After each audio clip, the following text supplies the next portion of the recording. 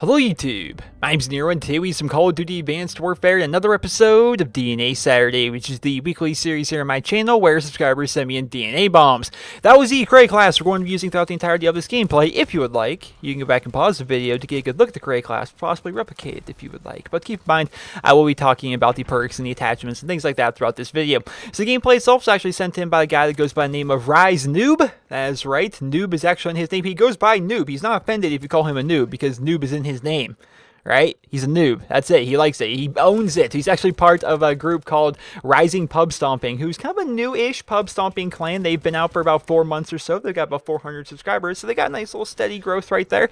And yeah, so that's what we're going to be seeing in this gameplay is some pub stomping gameplay, and we're actually going to be seeing a DNA bomb as well. You look over there on the right, man. Look at those kill streaks. Not 1, not 2, not 3, but 4 different kill streaks being used throughout the entirety of this gameplay, which is kind of a standard setup for a lot of people. But the class, man, it's so unlike how I play and how I like to run my setup. It's just so weird. All right, so first and foremost, let's get this out of the way.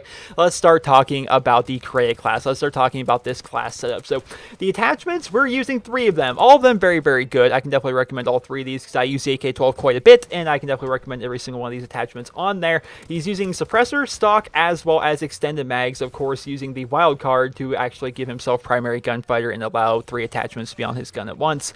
Those are definitely good attachments for the gun. It's one of the most powerful guns in the game. You kind of suit it up there with a bunch of different really good attachments and you're good to go. In terms of perks, the most minimalist kind of perks I've ever seen, man. We're using low profile, blind eye, scavenger, that's all. Nothing more, nothing less. So I think that's pretty minimalist. And a lot of times on DNA Saturday, in my own videos, other people's videos even, you can usually see 4, 5, 6 perks being used. Here it's like, no, we're going to use 3. We're going to use the one that makes it so I don't show up on the UAV, the one that makes it so I don't show up on kill streaks, and the one that gives me ammo if I run over dead bodies. That's all he's really running. He's going to be putting the rest of his points actually into kill streaks. We're using the UAV, we're using the aerial assault drone with rockets and AI, we're using the bombing run, as well as we're using the warbird, who also has AI on it, which is something that's different, man. It's definitely different because I've always kind of given the tip, don't run the AI on your kill streaks. It's a lot bigger of a bang for your buck if you actually use the kill streak itself, because blind eye exists and a lot of people actually go ahead and use blind eye. If you have a kill streak up in the air that's basically using the AI,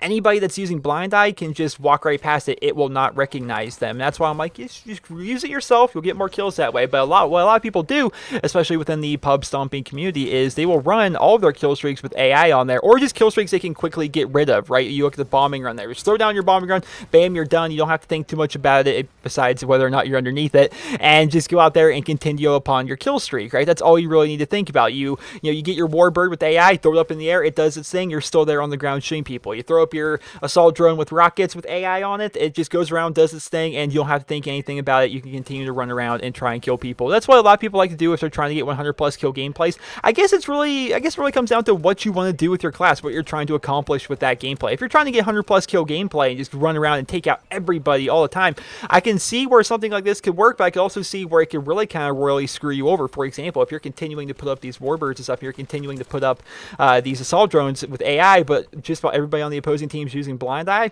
they're not going to be doing anything for you, and it's actually going to be kind of a loss in terms of the kills that you could be getting with your kill streak. So it's really kind of random as to what you're going to end up facing in that particular lobby. I guess it changes on a game-by-game basis, but the gameplay itself is actually going to be coming to an end rather quickly here because we're going to be picking up the DNA bomb. He's been on a 30-plus kill streak for freaking ever now because of his kill streaks doing so much work, but the DNA bomb itself has not actually been acquired. I know how annoying that can be, and right for it, right?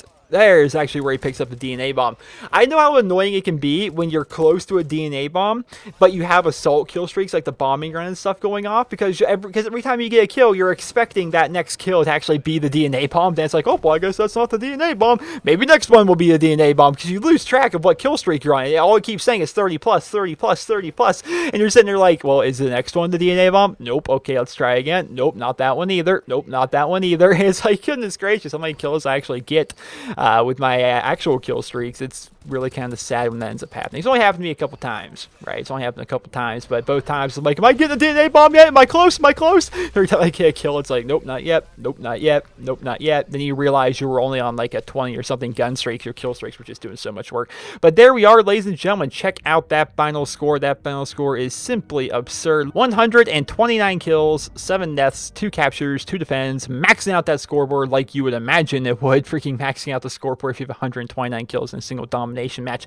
I can assume that's going to happen. And that, ladies and gentlemen, is what can happen in a perfect world. A perfect world where nobody's using blind eye and all of your AI kill streaks can continue to run about and just dominate everybody. Of course, if you guys would like to watch the entire gameplay, it is, of course, over on Rise Noob channel, which we'll be talking about here momentarily. Hopefully, you guys will enjoy this episode of DNA Saturday. And if you did, please be sure to leave a rating where you guys feel it deserves. And if you guys would like to submit your DNA bombs for next week's episode of DNA Saturday, watch the video. It's on your screen right now. There's an annotation you can click over the video, as well as a link to it down in the video description, which will open up that video in a brand new tab for you, and you can watch it at your leisure. You need to watch that video, though, seriously. It will tell you everything you need to know about submitting your stuff for DNA Saturday. If you guys would like to go ahead and check out Mr. Rise Noob, you can do so by clicking the annotation on your screen or by clicking the link to his channel down in the video description. At the moment, he's actually under 500 subscribers, therefore, sadly, does not have a custom URL. That's not his fault. It's YouTube's fault ever since they recently made it so that you have to have 500 subscribers or more before you can actually have a custom URL to your channel. So if you want to check him out, once again, you got to click the links down providing to you.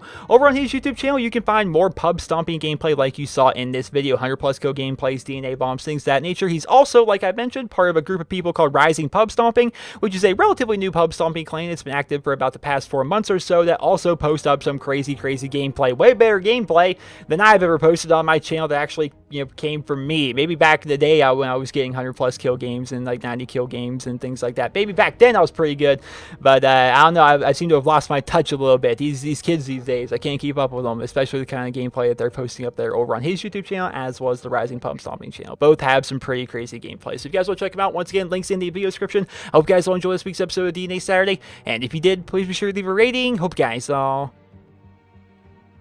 have a wonderful day.